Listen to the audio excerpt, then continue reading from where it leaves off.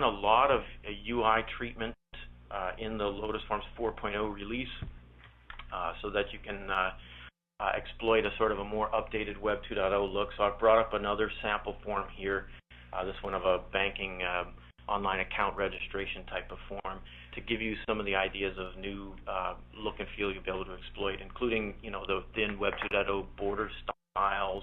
As I hover over these buttons, you can probably see the hover glow effect. There's a focus glow effect as well. The center gradient is apparent here. The linear gradient on the label right below it is apparent. The rich text capability, or formatted HTML text capability, so now you'll be able to have a single object or item within a form that can show bold, italic, underline, hyperlinks, you name it, as a way to present, say, the custom terms and conditions of an insurance agreement or something like that, without having to create multiple items.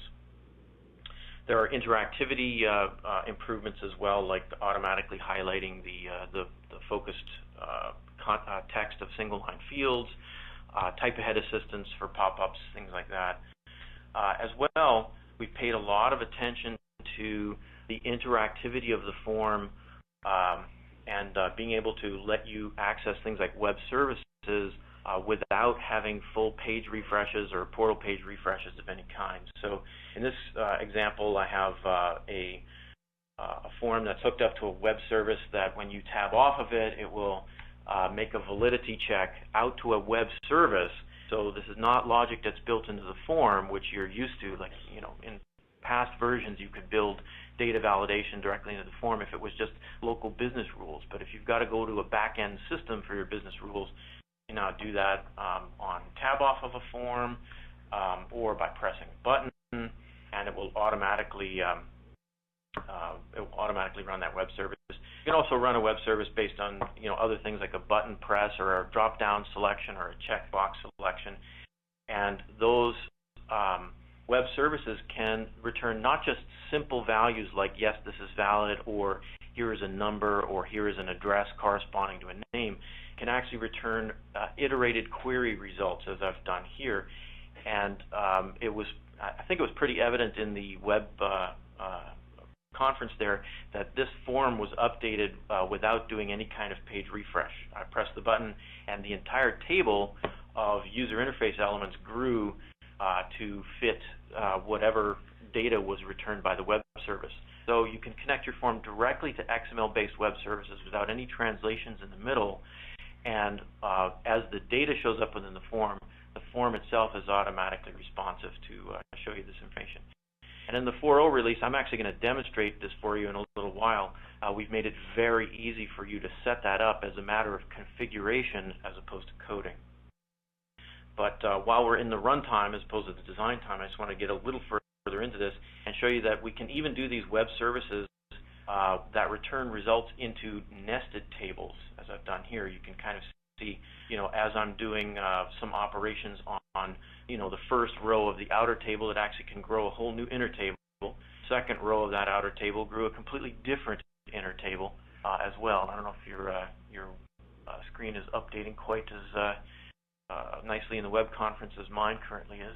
Oh yeah, there it is. It's updated now. Okay. So, but that happened a lot faster for me on my actual machine than the bit stream that's happening. So anyway, that's a lot of responsiveness that you can get access to now within the form.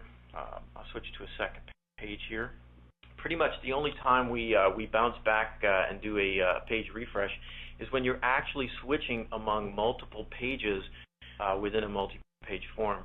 As you probably are well aware at this time, one thing that our form is really good at, or that our forms technology is really good at, is allowing you to aggregate the multiple pages that are really needed to perform a whole business function and letting the user interact with that, and then really only calling your back-end servlet or portlet code to do database operations, electronic funds transfers, business process steps, those sorts of things, only once the user has actually completed the business function that they've been asked to complete. So when you need multiple pages, our technology will obviously provide that for you.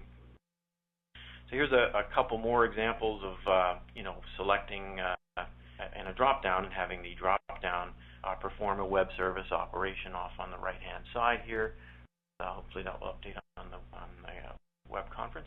And also you can even make a selection, as I'm going to do here, the result of which can actually populate other lists. Like this list of what kind of savings accounts was populated as a web service result.